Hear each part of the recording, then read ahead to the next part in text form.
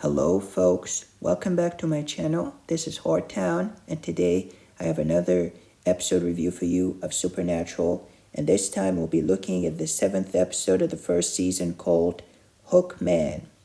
The episode originally aired on October 25th, 2005 on the WB. It was directed by David Jackson and written by John Sheben, as well as Sierra Gamble, and last but not least, Rael Tucker. So what is this episode about? So the title seems to be pretty self-explanatory. So obviously this is about the Hook Man, and for those who haven't watched it, who might not be familiar with such a legend, it is about some kind of an urban legend, right? About a 19th century pastor who basically in the 1800s, killed some prostitutes, right? And he kind of became known as, the Hook Man because he lost his hand in some kind of an accident, and now he has a hook for a hand, right? So basically, he's pretty much, a big part of American folklore, and, he's known as that, right? So in this episode is pretty much going to be about him as our Monster of the Week character.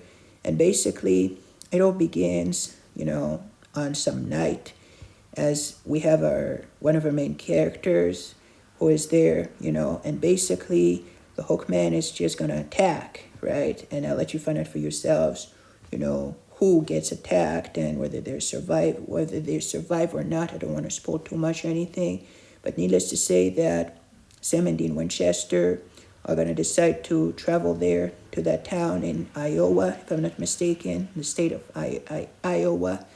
And they're going to go there in order to, learn more about, what happened and so on and so forth, and to try to put an end to such gruesome, acts, right? So they're going to try to obviously, do the thing that they do, right? Whenever they are hunting down a monster, right?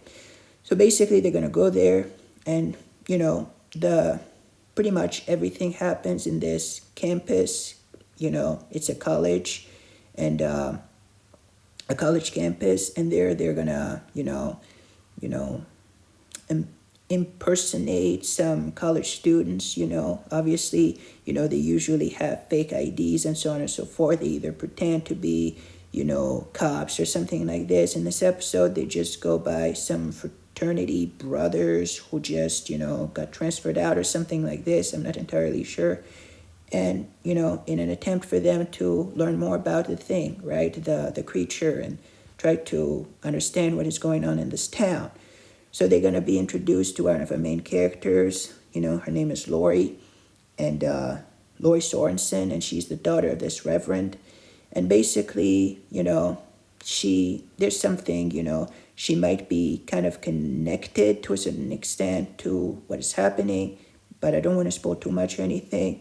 So they try to put an end to whatever it is that is happening in the town, and to, try and prevent, any more, casualties, any more, people from getting, sliced and diced, as Randy would say in Scream in the 1986 movie. But basically, it's not that easy, right? So it's not gonna end,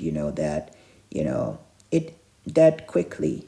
And, they're gonna learn that, there might be more work for them to do after some pretty horrendous events ensue, which I'm not gonna disclose here in order for me not to spoil the episode too much or anything. But needless to say that they're gonna try and learn. They're gonna go to the library. They're gonna do some, some homework at the library. And in order for them to understand exactly what it is that they're dealing with, and to learn about the hook and so on and so forth, and, how to put an end to this, whether they should, I don't want to get into it. It's just, they're just gonna, study, and work hard on any ways they can to help, put an end to these gruesome events, how could I say, sightings, these gruesome, acts, right? So basically, yeah, they're gonna learn about the Hookman more. They're gonna research it. The pastor, and learn and learn and learn more as they go on. So this is pretty much how it goes. Hookman, near the end, they're gonna make an interesting discovery. And then obviously, they're gonna be able to kind of save the day, as this is a trend in all episodes of Supernatural. They find the right way to stop whatever it is that is happening, and then they go on their merry ways, and whether the people survived or not is something else, which is always interesting to see, whether more victims, the victims are saved or not. Well, I'm not gonna say it here, but this is pretty much how it goes. Supernatural Hookman, the 7th episode of the first season. What are my thoughts on it? I absolutely love this episode. It is awesome. I love the legend of the Hookman, especially since I've watched this film called Campfire Tales, which was released in 1997, a straight-to-video horror film. It's pretty short, but there's a story about Hookman. It's an anthology series, and you have this kind of reference of the Hookman in this movie. You have I Know What You Did Last Summer, the 1997 slasher film with the fisherman. It's the Hookman once again. So the Hookman is such an interesting concept to explore and to work on, especially with the whole, the hook. It's a weapon, but it's also a hand. It definitely works. As any, serial killer that is having some kind of a weapon, as a hand. It's definitely creepy. And the Hookman in this episode is so scary, especially the first opening scene at night and the scratching, by the car when we have, Lori, and she's going to be there. And obviously I don't want to spoil too much or anything, but something is going to happen. The Hookman is going to show up in many scenes. He's going to attack, and there's going to be blood at some point. There's going to be, at some point there's a scene, known as, I'm not going to tell you what it is, but it's basically like, aren't you glad you didn't turn on the light? Something like this, some message. And, there's blood. There's, this episode is bloody. It's very gory. There's a lot of blood, and it's definitely scary. And also the connection with one of the reverend, that there's a reverend in this episode as well, a pastor, preaching against immorality and things like that. Things of that nature might indicate that there might be some kind of a mirror, kind of, there's some connection, some reflection between the pastor in that, in the 19th century, the Hookman, and this one.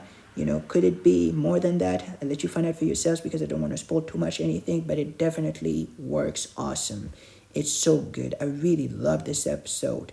So let's move on to the actors very quickly. So we have Dan Butler, who plays Reverend Sorensen, who was awesome. I really liked the way he played. Very, very good acting, very good performance. He pulled all the stops. He really did a good job. Then we have Jane McGregor, who plays Lori Sorensen, the daughter, our main character in this episode. Then we have Brian Scala, who plays Rich, who, if I'm not mistaken, is Lori's boyfriend, but I might be wrong about this. Then we have Alf Humphreys, who plays Sheriff. Then we have Sheila Horsdale, who plays Cute Librarian. And yes, this is what it says on IMDb. Was pretty good. We have Christy Lang, who plays Taylor, who's one of the roommates who's Lori's roommate and her best friend, if I'm not mistaken. But yeah, she's pretty good too. Then we have Sean Millington, who plays Hookman. And he was just so awesome, really good as the Hookman, really scary, really convincing acting, really frightening. Then we have Mike Waterman, who plays Murph. I don't remember exactly who Murph is. I apologize, but I'm sure he was awesome. There are Benjamin Rogers, who plays Mark, and those are the main actors. But definitely my favorite ones are Dan Butler, who plays the Reverend Sorensen, Jane McGregor, who plays Lori, the daughter, and Christy Lang, who plays Taylor. Those are my three favorite, guest starring actors, in addition to, of course, Jensen Ackles and Jared Padalecki, who play the brothers. But really awesome. I really like the connection also, like I said, with the Reverend and whether he's involved or not. And yeah, the one of the last scenes taking place in church where you have the some kind of a face off, with some kind of a fight, and also Dean Winchester, at some point, the walls are gonna be kind of scratched, and you can obviously this means that the Hookman is around and he's coming, and this is his way of announcing that he's about to show up unexpectedly. All the scenes involving the Hookman, him stabbing some people with the hook. I thought that this was awesome. It's so scary, especially the beginning with the blood, and at some point some blood curdling scream. As Laurie sees something pretty terrifying that would make me scream too, with at night, with a lot of blood and some victim, and hanging down at some point. So it's so scary. So if I were to rate this episode on a scale of 1 to 10, I'd definitely give it a 10 out of 10. Awesome episode. Really liked it from the beginning to the end with the final twist. Loved it. 10 out of 10 for me for this episode. And I didn't mention it, but Sam Winchester, the younger brother, is going to get close to Laurie at some point. So I'll let you find out for yourselves whether this is good for him or not, considering what is happening, and everything seems to be kind of related to one of the characters, which I'll let you find out for yourselves who that character is. But awesome episode, awesome progression, awesome development, awesome way everything turns out. So 10 out of 10 for me for this episode, Hookman, one of my favorite ones of the show itself. 10 out of 10. What about you, folks? What did you think about Hookman? Did you like it? Did you hate it? I apologize for this. This will be my clock, that it does that, every hour. But yeah, so 10 out of 10 for me for this episode. So, really loved it, and really good episode. So 10 out of 10 for me for Hookman. Thank you for watching. Let me know about your thoughts on it, and I'll see you on the next review. In the meantime, folks, stay safe. Goodbye. Take care. This is Whoretown signing off.